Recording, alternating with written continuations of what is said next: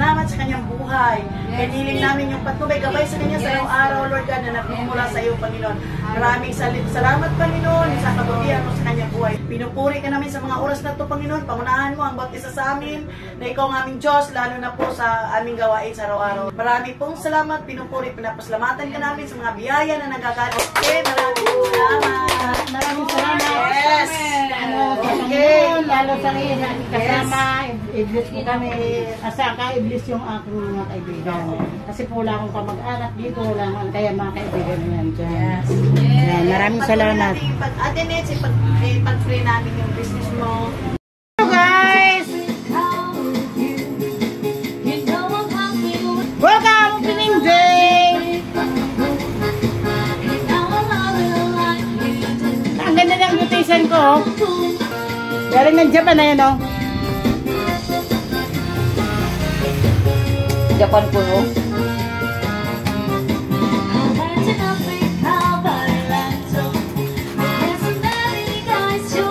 Ayun ang amo namin, oh. Ito guys, ito guys, sumahin.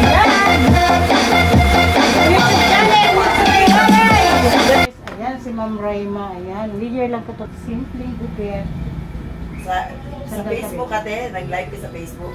Hindi, wala. Kasi sa araw, pati ka na sa YouTube ka na. Mga, bigasan na yan, marami nang pinusultan yan. Ayan, mga guys. Si Raima. Ito pinapagalaw. Anong cutics niya, Mother? Yung ganun, ma'am, ang ganda nito na, oh. Wow. Parang nasisimar yan, ganda. Sa ito, Tinits, number 5, ha?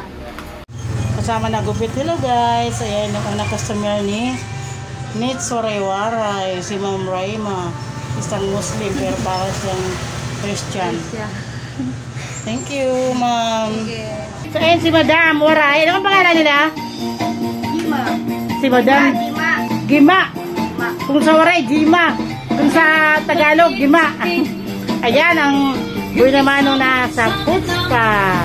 Promo, 300 pesos lang po mga guys.